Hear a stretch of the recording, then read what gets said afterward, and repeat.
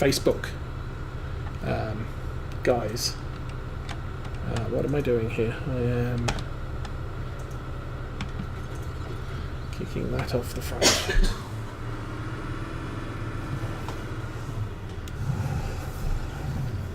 And there are some interesting releases purely on Facebook pages, some of which you have to be a member, and others you can just go there and they're open groups. Okay. Pick that up. See, this header's a little bit wider than the harvester, so you can see round it. Okay, we need to make sure that enable store stuff.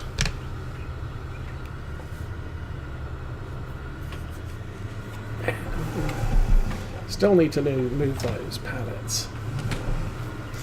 Okay, where do I want to go? Oh, I want to go through.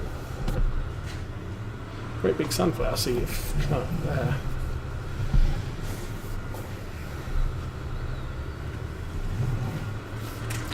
Okay, we're going to need the loading wagon for this one. And also Daggerwing tends to be fairly good on where he gets his mods from. Although frequently he will when he starts a farm, he will list the mods he's starting with. So I think for his current Swedish farm, he's listed the Lexion 500 harvester that he's using.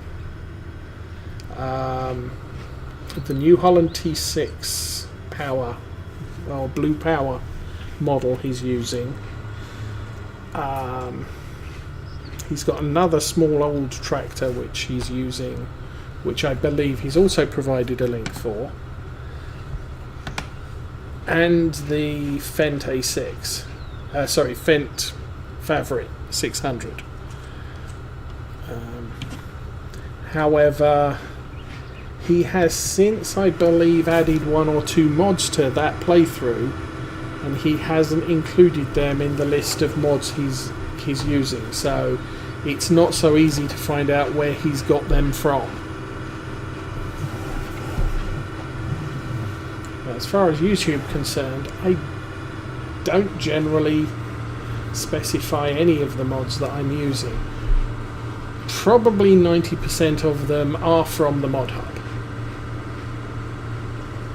I know originally I got the clock in the upper right corner of the screen. I think it's called the real-time mod. I got that one from a different website, but after about a week or two it was actually released on the Mod Hub, so I've kept that. I just deleted the previous one and loaded the official one. The other external mod, I did a YouTube video review on the BioBelts. Is it the LS180 log fork? And I did post links to all of the mods that I used on that playthrough that weren't available from the Mod Hub.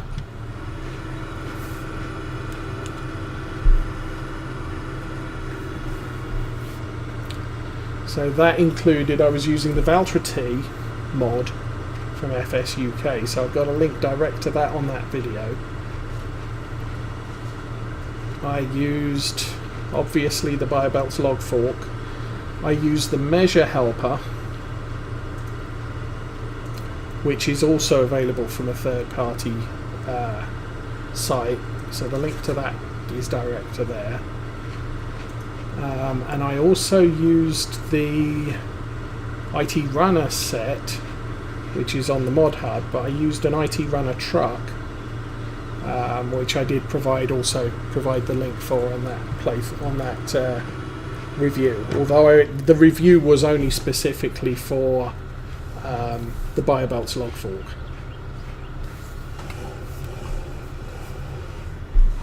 The other stuff was pretty much so I could get a similar setup to the one I'd been using on Lawfolds. Because the prime goal of the let's check out this mod feature was, let's check out to see if this mod works the same way as the one in Farm Sim 17. And I was pleasantly surprised and can happily report that yes it is, and it's much more stable picking up logs than the in-game forks are. Quite substantially. So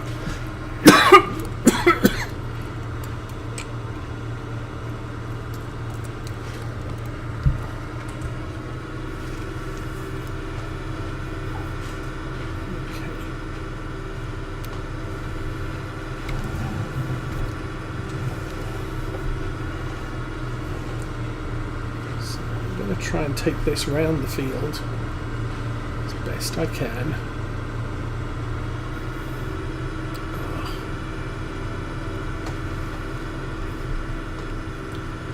And then I should be able to set a worker off on this.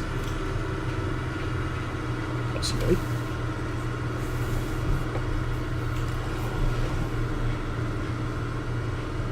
And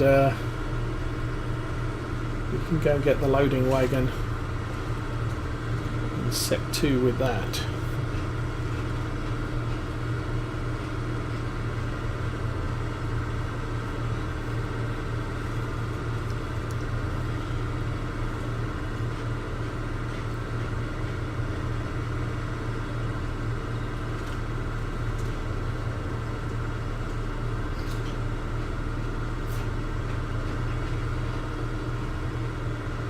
I must admit I haven't had as much time to check things out lately as I would like to, because our kitchen's in a state, so generally I'm out of the house 7, 8 o'clock, or from probably 5:30, 6 o'clock through to about 8 o'clock. So I can't be routing around the internet looking up mod reviews or finding mods that are on the mod hub, as I'm just not in the house. But kitchen, we've got all the upper cabinets are now up. The lower cabinets go in tomorrow, and then they're going to put the old countertop back on, and the granite guys are going to come out and template the kitchen next week on Monday. But at least from tomorrow the kitchen should be in a predominantly usable state, so we'll actually be able to eat at home for a change. Okay, we're really not racking in much in the way of oats on this field. Let's set that off on a run. We'll jump back to the tractor.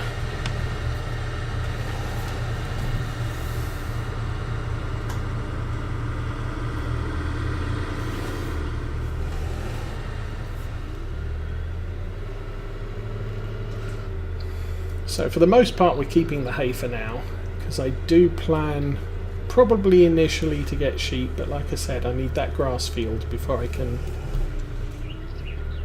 do any sheep, or I need to plant some grass somewhere. Oh, that's a good point. I was going to check horsepower requirements for this setup. So, garage, we have 130 horsepower, 95.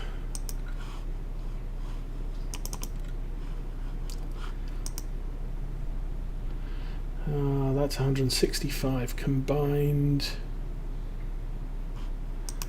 and that's 185 combined.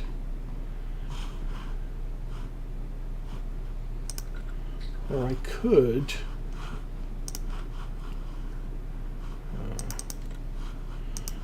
get that, but that's still 105,000.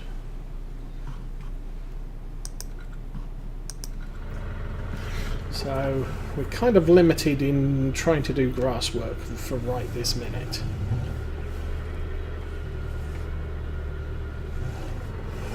We'll go the long way around.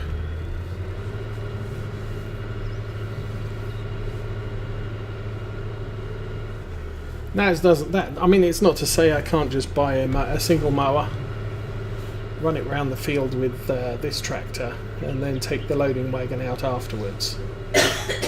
I can store grass in the on-farm silos, so I don't have to do anything crazy like convert it into hay to store.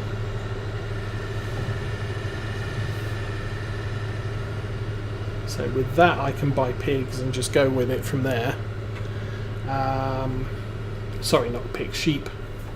And just run them on grass. I could have the option of adding a tedder, and that would give me access to hay, and we could expand to cows. I could just go cows and feed them grass for a while. So, hey Magnum, how you doing? Oh, you're taking a break from streaming? Fair enough. How was your stream earlier?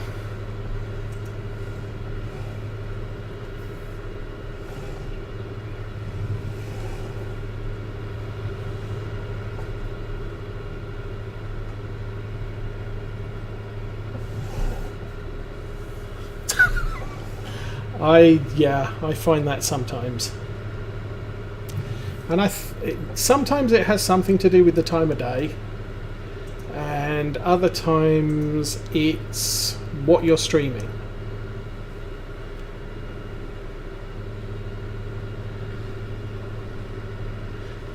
I don't know if Law Folds is popular because it's Law Folds, or popular because, hey, someone's streaming Farm Sim at 9 o'clock on a Saturday morning when everybody else isn't streaming.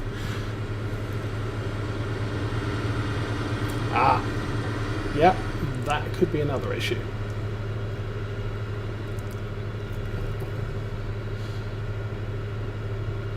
But I found more people tuning to the likes of Oldstream Farm than tuned into, say, Estancia Lapacho or the New Bartelshagen.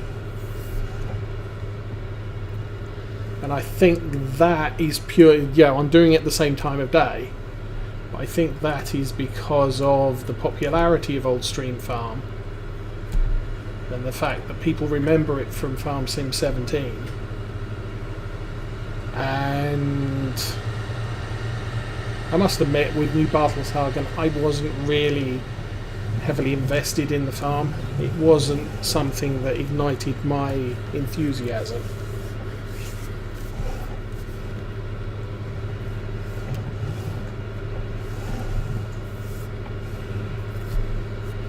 Well, Law Folds for me is kind of funny because that too is also not my classical style of farm.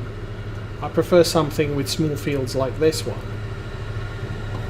And I'm perfectly happy to work on a farm which has restricted access to the edge of fields and stuff like that. I mean, I know I've had people comment, "Oh, what are you doing, dude? Good grief."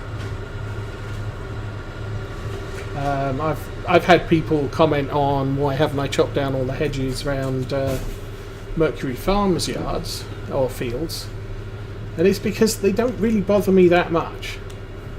And when you're starting up a fledgling farm, obviously the first thing you need to do is to make sure that you have income to cover your costs.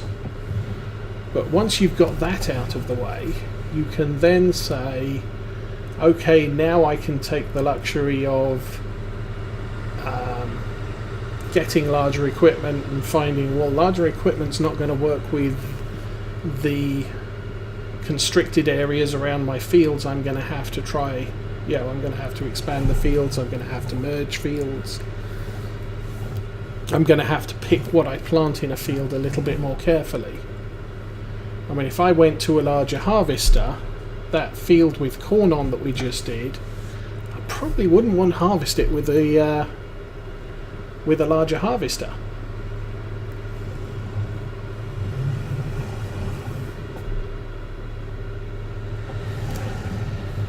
Because the edge of the field then starts becoming a problem.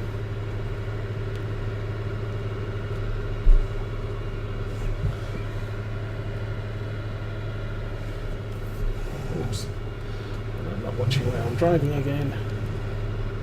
Seriously, watch where you're driving. You can end up killing a lot of sunflowers if you don't watch it.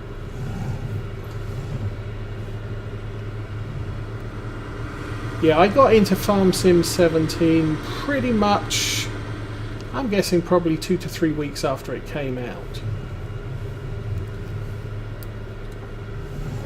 And I basically got into it because of World of Warships. And basically what had happened was, dude!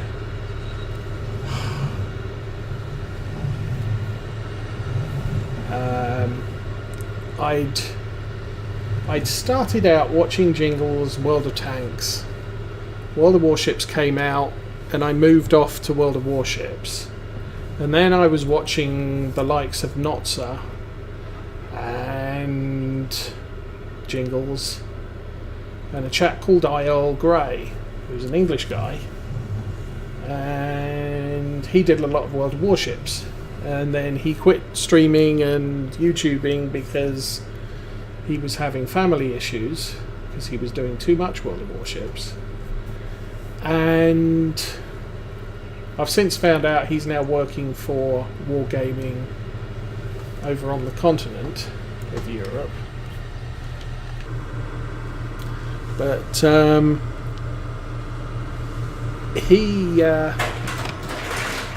he bought Farm Sim 17 and released one YouTube video. And I was aware of Farm Sim probably from the get-go. And Farm Sim, and to a certain extent Train Sim, I sort of looked at them and said, how interesting as a game can they be? And I avoided playing Train Sim for years. Because, you know, my mind is, you know, Truck Sim, I can go anywhere, I can do anything. Train Sim, I can follow the little metal rails that I'm stuck on. And it wasn't until much later that I figured out, well, actually the challenge of Train Sim is, for something like a steam train, making it move. Because it uses steam, and obviously if you use too much steam, you run out of pressure, and then the train doesn't go anywhere. And you get stuck halfway up a hill. Stopping at exactly the right place on a platform so you can pick up passengers, not overshooting all the time. And that turned out to be quite fun. And so anyway, yeah, Farm Sim 17 came out, and I saw Earl Grey produced one Farm Sim video. And I thought, well, actually, that doesn't look like that bad a game. And it's the sort of game I kind of like playing. So, hence I ended up playing Farm Sim.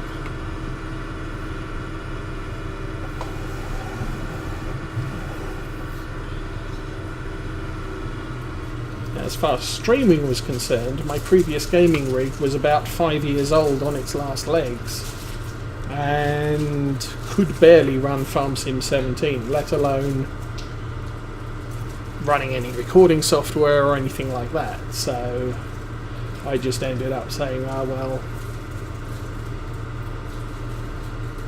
we got a windfall from an investment I made in England, or a savings account I had in England, which matured. And so at that point it was a case of, well, we'll use a little bit of that money to buy a bit serious gaming computer, something I have never owned in my life.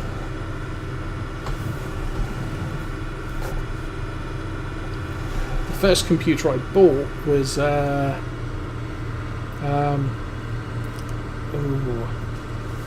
It was a third-party IBM compatible 486SX33,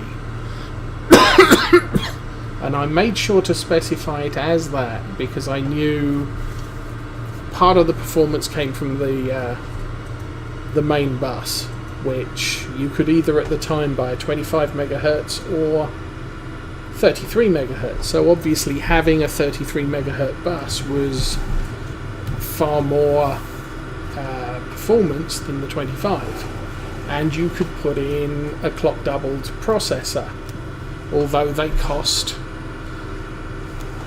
about half the price of the computer I bought. So hence I went for the smaller processor. I waited 6 months and then replaced the processor with a DX266, which improved performance quite substantially. So I've always found, the computers I bought are not $4,000, gaming behemoths, but they are perfectly adequate at doing what I need them to do. And I made sure of that by checking out, I think Jingles has his gaming system specs posted online. Notza does. I think Daggerwin used to. But also Arthur was talking about what his setup was. And obviously at the time he was playing Farm Sim 17 and streaming and recording all at the same time. And I basically looked at what he had, looked at the price of that, and said, well, I can afford a little bit more than that. So, I mean, as far as memory is concerned, I've probably got functional amount of memory. I could go for a little bit more. Hard disk is more than adequate, and I've always overspecified my hard disks.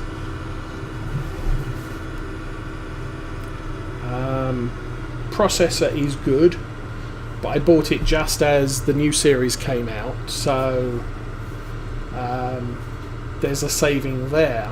And same with the graphics card. I've got the GTX 1080.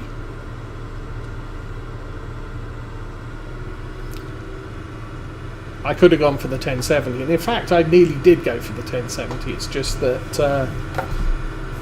the manufacturer I bought the computer from, their entry-level their entry-level main gaming systems just upgraded from using the 1070 to the 1080. So sort of, well, yeah, okay, that's even better for the same price. And I think, 6 months later, I've looked up the specs on it now, and I think it still runs the same processor, but it's got the next generation graphics card in it for the same price I paid for mine. So, the problem is the technology keeps moving on, so there's absolutely no point in waiting for something. And I also think it's a false economy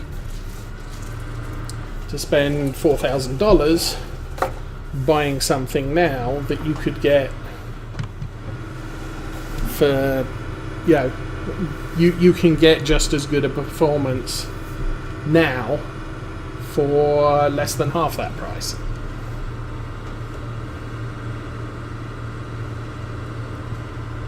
I think I've only got 16 gigabytes of RAM, but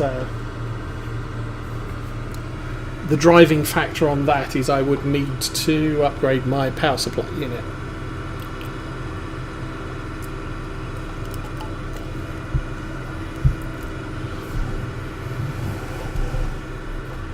I did run a power check, and a sort of what can I run off this power supply unit thing. And the one thing I could do was to upgrade the sound from motherboard sound to a 7.1 surround sound system.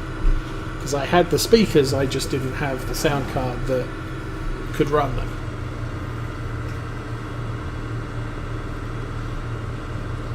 But that's kind of put my power supply unit at its capacity. If I wanted to upgrade the hard drive or add another one, I would have to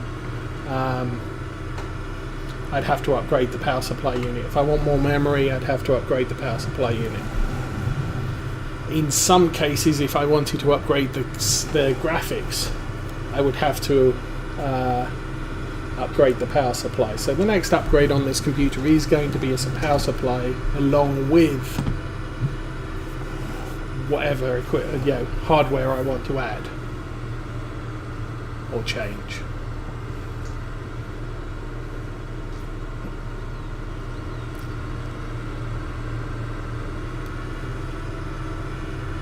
Now, I mean, I remember way back, it's probably in the mid-80s, I read an article by a guy who he was the computer guy in his group of friends. He happened to be a journalist as well, and he wrote an article on how one of his friends, and I think it was a farmer, had decided, look, I kind of need one of these computer things to run my accounts on. And so, this guy sort of, okay, I arranged a time, went round to see him, and we discussed what his needs were. I went away, and I configured up basically something sufficient to run his tax software and his accounting and simple word processor for business letters and what have you.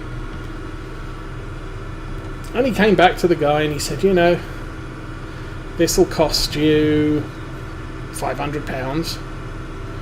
So this farmer guy was sort of, okay, fine, that seems reasonable. And so there he was with his new computer, and with his tax software, obviously it had to be updated every year because the government changes the tax rules, and your tax software needs to be up with them or you end up getting fined. And obviously, as a farmer, he didn't want to get fined by the government for not paying his taxes or not paying the correct taxes. So he did that for about 5 years, and then his tax software basically said, I can't install in your computer, it's not got the capabilities I need to install the latest version. And so the story goes back to our friend who's writing the article, and basically he says, this guy went off on him like nothing else. And his basic gripe was, why didn't you why didn't you build me a computer that I could use, for long, he's a farmer. I buy a tractor, I expect it to run for 20 years. I buy a computer, I expect it to run for 20 years. Well, the fact is the computer would have run for 20 years, it just didn't have the capabilities to run the software the farmer needed to run.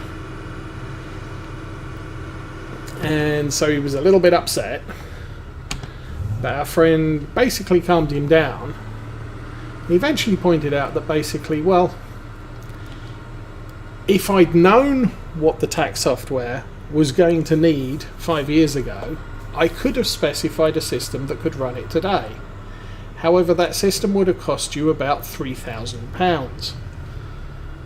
And for £500, you've had the computer for 5 years and been able to do all your books, and you haven't had any complaints. And, it's time to take some bits out and replace them because they're not adequate for the job you want them to do. But I can enhance your computer to run exactly what you need it to do for about £150. It's not going to cost you that much. It's just, the cost of doing business type of thing. So the farmer dude calmed down, and basically said, oh, okay, I see your point. So you can do all this for £150? Yeah. Okay, fine. So, our dude goes out, buys the bits, comes round, rips the parts out that aren't adequate anymore and replaces them with the new parts, and the farmer's happy again. But it was sort of, you don't need to spend £4,000 on a computer if all you're going to do is, your taxes and your accounting. But the computer you buy for £500 or $500, whatever, isn't going to last you forever, and eventually you are going to have to replace some of the bits in it because the software is going to be enhanced and is not going to be sufficient to run on the system that you have today. And I'm pretty much of the same bent. Don't spend thousands and thousands on pounds on something that you don't really need. I've made that mistake many times in the past. What am I doing?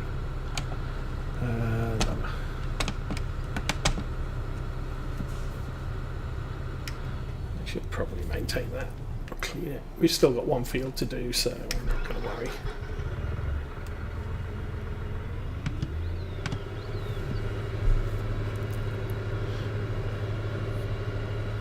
I kind of made a mistake with that with my car back in England. I bought a large family car because I might need to transport some stuff, and so I want a car where I can put the back seat down and carry more stuff in the back. And in the probably 5 years I owned that car, I put the back seat down twice. So I could have spent probably £4,000 or £5,000 less on a car and got one that did the job of 99% of whenever I needed it. And if I needed to move stuff, I could rent a van, and the van rental would have been far less than the £4,000 that I paid to get the car I had. I'm not saying the car I had was bad, I'm just saying it was a bad choice.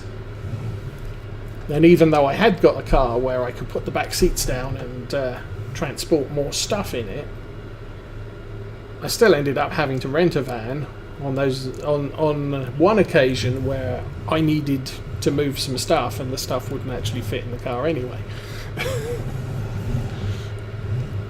So kind of pragmatic view. You don't need a 10-seater van if all you've got is 3 people in your family.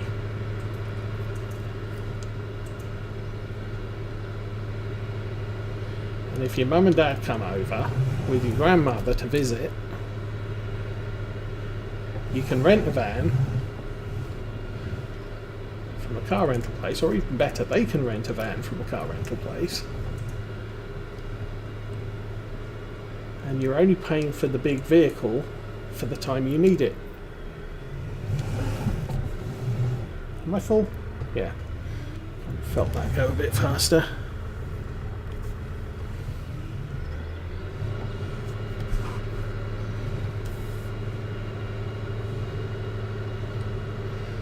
Okay.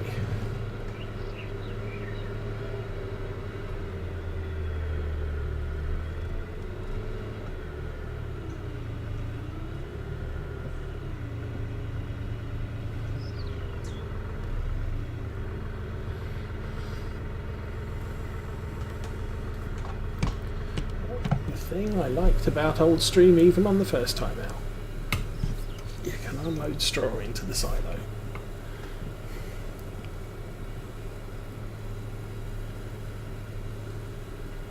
But it's always worthwhile doing research on what you need, especially if you're not completely familiar with the subject at hand.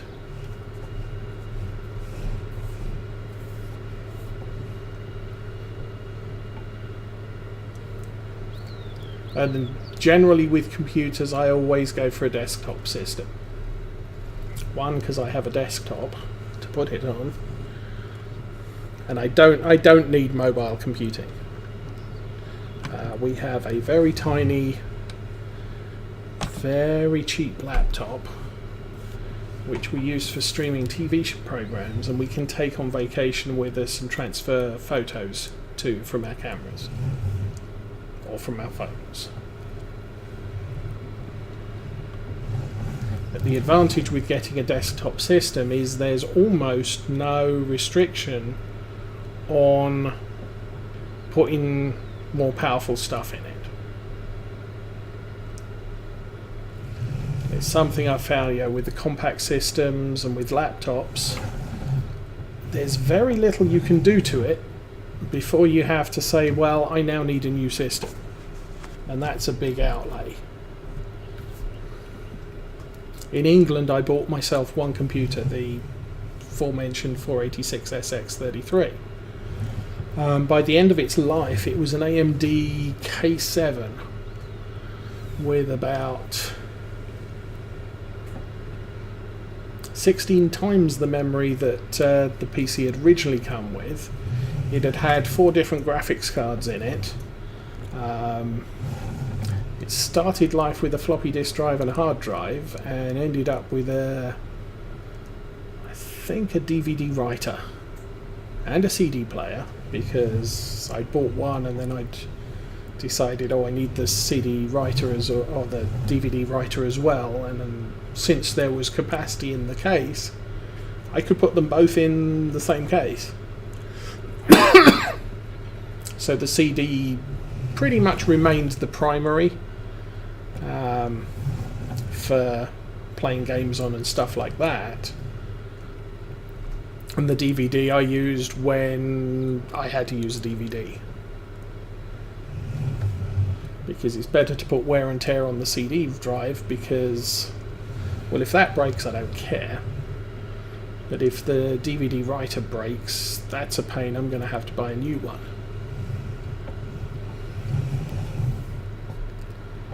And I ended up with so much computer spare parts that I could actually build my sister.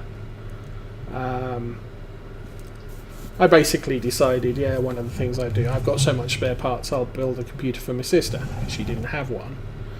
She was a single mother at the time. And the only thing I had to buy from the store was a floppy disk drive, because I didn't have a spare one of those, and floppy disk drives were still a thing. But she had a CD drive, she had a big hard drive, lots of memory.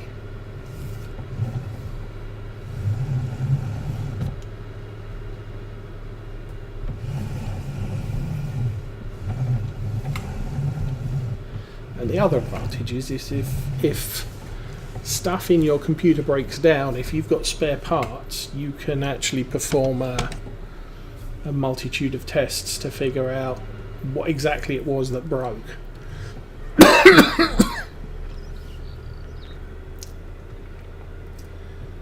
Back when we were in California, my wife's computer had graphical issues, and I wasn't sure, so I took it to a PC mechanic and said, basically, can you check this out? We think the graphics card's bad. And he said, we went back a couple of hours later, and it was basically, there's nothing wrong with the graphics card. The problem you have is your power supply unit is insufficient to run the graphics card, and because you've been running the graphics card off that power supply unit, the power supply has degraded, so it's now not capable of running much of anything on the computer. So I was like, oh, that's good to know.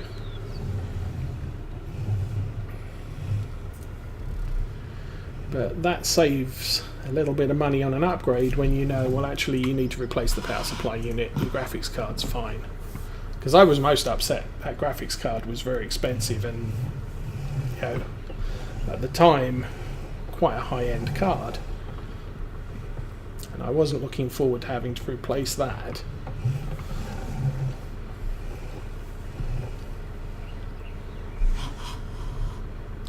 So, there we go. That's fine.